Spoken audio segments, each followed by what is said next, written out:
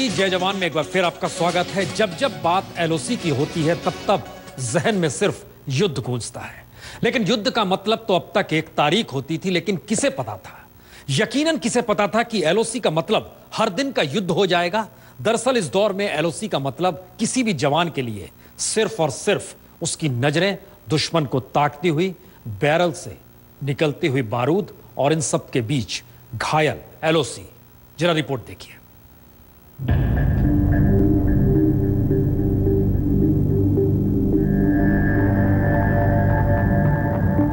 कटीली तार, सेना की गश्त, बैरल से निकलती बारूद की गंध और हर क्षण दुश्मन पर पैनी नजर, यह लाइन ऑफ कंट्रोल है, यानी एलओसी। यह 64 बरस पुरानी लकीर है। 1949 की आधी रात के वक्त खींची गई एक ऐसी लकीर जो आजादी के बाद देश ने पहले युद्ध के जरिए जानी। आजादी के महज 72 दिनों बाद ही 22 अक्टूबर 1947 को कबीलाई सेना के साथ मिलकर पाकिस्तान की सेना ने कश्मीर को जब लहूलुहान करना शुरू किया और उस वक्त राजा हरि सिंह ने भारत से मदद मांगी, तब तक कश्मीर घायल हो चुका था। लगातार 14 महीने और 10 दिन तक चले युद्ध के बाद 1 जनवरी 1949 को रात 11:59 पर जब समझौता हुआ, तब तक कश्मीर की खूबसूरत वादियों के बीच लकीर खिंच चुकी थी और समझौता भी यही हुआ, जो जहां है वही रहे। एलओसी की एक दूसरी लकीर 1962 में खींची। इस वक्त हिंदी चीनी भाई भाई के नारे का कत्ल हुआ और चीन ने भारत की पूर्वी सेना में घुसकर भारत की शांति नीति की धज्जियां उड़ा दी। यहां जब समझौता हुआ तब लाइन ऑफ एक्चुअल कंट्रोल यानी एलओएसी की लकीर खींचनी पड़ी। 62 में भारत का भरोसा चीन ने तोड़ा तो 65 में एक बार फिर पाकिस्तान ने एलओसी पर हमलावर दस्तक दी। आजादी के बाद पहली बार 1971 में पूर्वी पाकिस्तान में युद्ध की आहट के बीच भारत ने अपने होने का एहसास दुनिया को कराया और भारतीय सेना के जनरल मानेकशॉ की अगुवाई में 90,000 पाकिस्तानी सैनिकों को युद्धबंदी बनाकर अपनी ताकत का एहसास कराया। लेकिन बीते 3 दशक के दौर में एलओसी पर युद्ध की जगह आतंक और घुसपैठ ने ले ली। यह छाया युद्ध था और छाया युद्ध से एलओसी बार बार घायल हुआ। युद्ध विराम भी एलओसी पार से टूटा और आतंक की युद्धक परिभाषा गढ़ते सीमा पार के सैनिकों ने आतंकवादियों के कंधे पर बंदूक रखकर चलाई। एलओसी पर इस नए युद्ध ने सैनिकों को संबंधों के आसरे बांधा भी और संयम में रहकर दुश्मन को सीख देते रहने की ट्रेनिंग भी दी। शायद इसीलिए आज की तारीख में एलओसी कटीली तारों से कहीं ज्यादा कटीला हो चला है। सेना की गश्त और बैरल से निकलती बारूद की गंध कहीं ज्यादा तीखी हो चली है और हर क्षण दुश्मन पर पैनी नजर कहीं ज्यादा चौकसी चाहती है, क्योंकि यही लाइन ऑफ कंट्रोल है, यानी एलओसी।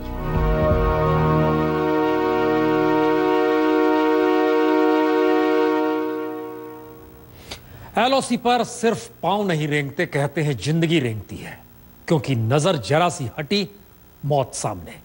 दरअसल जिस एलओसी पर हिंदुस्तान और पाकिस्तान के रिश्ते बनते बिगड़ते रहे, उन रिश्तों पर अगर आप टटोलना शुरू करेंगे तो पुंछ से लेकर राजौरी तक या फिर बिल्कुल लाइन ऑफ कंट्रोल से सटे उस इलाके में जहां बारूद और गूंजती हवा में तोपों की गड़गड़ाहट हर का दिल तोड़ देती है, वहां पर हमारे संवाददाता पहुंचे। न सिर्फ पहुंचे बल्कि जवानों के साथ खड़े होकर उन्होंने देखा दुश्मन कौन सा खेल खेलते हैं। इस खेल को समझने और बूझने के लिए अगर हम आपको उस लाइन ऑफ कंट्रोल पर लिए चलें और जरा समझने की कोशिश कीजिए किस तरीके से जवान हैरतअंगेज तरीके से अपनी जिंदगी के हर पल को जीता है, आप भी जीकर देख लीजिए।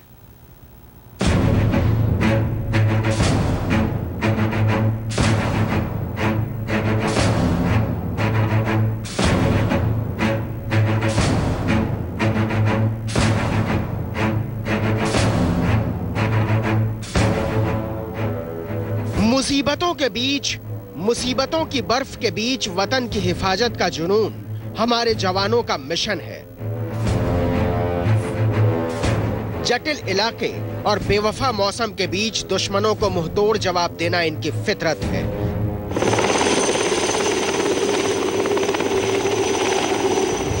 जहां मौत भी पहुंचकर सिकुड़ने लगती है, उस जगह हिंदुस्तान के जिंदगी का अलग जगाना इनकी आदत है।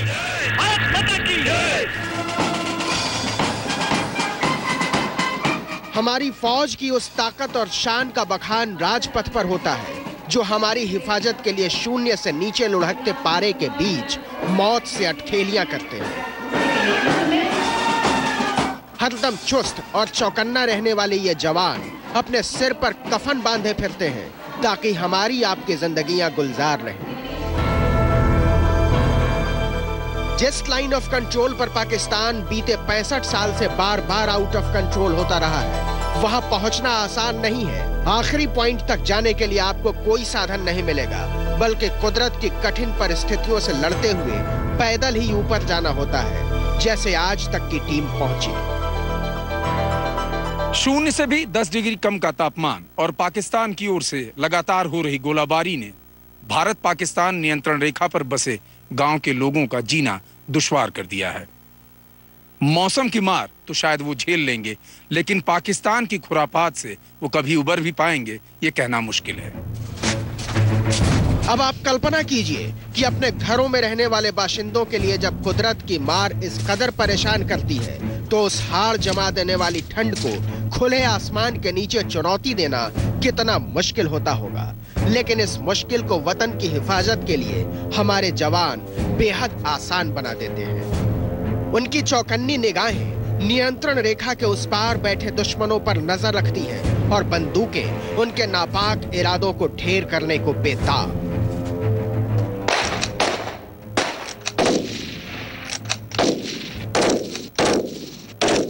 यहाँ पर हम 24 घंटा ये सर्वेलेंस करते रहते हैं। इससे हम काफ़ी दूर तक देखते हैं। खराब मौसम में भी ये अच्छा काम करता है।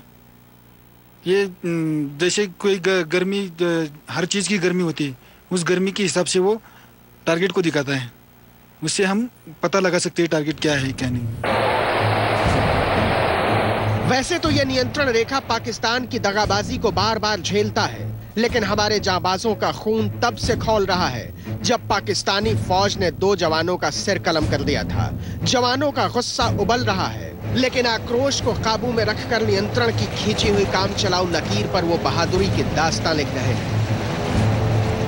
ये मुनावर तवी नदी है, बस 1 किलोमीटर आगे ये पाकिस्तान की सीमा में प्रवेश कर जाएगी और उसके बाद ये नदी ही लाइन ऑफ कंट्रोल है। हालांकि जब बार्ब्ड वायर लगाए गए, फेंसिंग लगाई गई, उसके बाद से लाइन ऑफ कंट्रोल पर काफी हद तक समस्या पर काबू पाया जा चुका है, लेकिन नदी पर आखिर चंद तार कैसे काबू कर सकते हैं? और यही वजह है कि यहां पर जो गांव वाले रहते हैं वो खुद को महफूज महसूस नहीं करते। दिल्ली और इस्लामाबाद की जुबान से अमन और भाईचारे के मीठे बोल निकलते हैं, लेकिन पाकिस्तानी फौज और उसके इशारे पर चलने वाले आतंकवाद की सच्चाई को हमारे जांबाज फौजी बखूबी जानते हैं। इसीलिए उनकी चौकस निगाहें और चुस्ती न दुश्मन के तोप गोलों की परवाह करती है, न कुदरत की मार की। इन पहाड़ियों के बीच इतना ज्यादा कोहरा रहता है कि सेना को दिक्कत ये रहती है कि कहीं कोई आतंकी घात लगाए बैठा हो घुसने की फिराक में। इस मौसम में ये दिक्कत भी बहुत ज्यादा होती है। गणतंत्र जिंदा रहे और आबाद रहे दुनिया में तिरंगे की बुलंदी, इसके लिए खुद को हंसते हंसते मिटा देते हैं हमारे जवान। इनके जैसे ही हिंदुस्तान का इकबाल बना हुआ है और धमक भी। इनकी चौकसी का ही नतीजा है कि नियंत्रण रेखा पर रहने वाले लोग अपनी जिंदगी गुजार पाते हैं, हालांकि पिछले दिनों की घटना से वो डरे हुए हैं। राजौरी में श्वेता सिंह और अशरफ वानी के साथ प्रबल प्रताप सिंह, पूरी आज तक।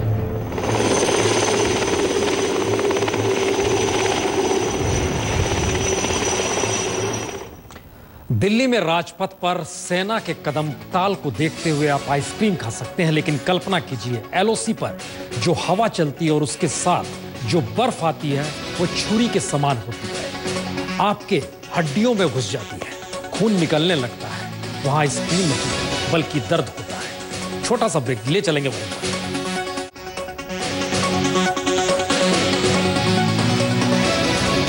युद्ध तो हर के जहन में है। कई युद्ध भारत ने देखे, जनता जानती भी है, लेकिन कुछ ऐसी जगहें हैं जहां युद्ध नहीं बल्कि एक ऐसा तनाव एक मौके पर पैदा किया गया जिसने युद्ध की आहट दे दी।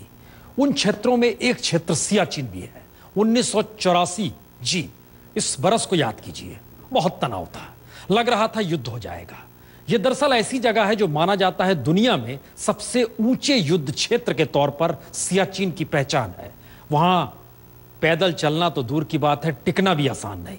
लेकिन हमारे जाबाज या कहें जाबाज जवानों की बदौलत वहां भी तिरंगा शान से लहराता है, पूरे शान के साथ। इस वीराने में लहराता ये तिरंगा बता रहा है कि सरहद का कोई कोना हिंदुस्तान के लिए बेगाना नहीं है। ये सियाचिन है, हिंदुस्तान और पाकिस्तान को बांटने वाली नियंत्रण रेखा से सटा हुआ इलाका। यहां पहुंचना बहुत मुश्किल है, लेकिन इस मुश्किल हालात में यहां से दुश्मनों के नापाक इरादों का मुंहतोड़ जवाब देते हैं हमारे जाबाज। इस चीज का हमें फख्र है कि हमें अपने देश की रक्षा के लिए यहाँ पे मौका मिला है। कभी सियाचिन ग्लेशियर पर पाकिस्तान ने कब्जा जमा लिया था, लेकिन 1984 में हिंदुस्तान ने छेड़ा था ऑपरेशन मेघदूत और पाकिस्तान से छीन लिया था अपना हक, अपनी जमीन।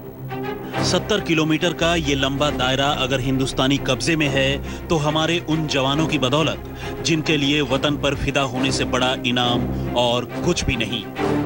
जिस बंदे को ऊपर जाके देखने का मौका मिलता है तो उसको अपने आप को गर्व महसूस करता है कि मैं यहाँ आने के बाद में, कई लोग ऐसे भी हैं हिंदुस्तान के अंदर जो ये इलाका देखे बगैर ही खत्म हो जाते हैं, लेकिन हमारे को ये, हम खुश और गर्वशाली है कि हमारे को ये इलाका देखने का मौका मिलता है। अमर जवान की जलती जोत हर हिंदुस्तानी की रगों में देशभक्ति की चिंगारी भर देती है।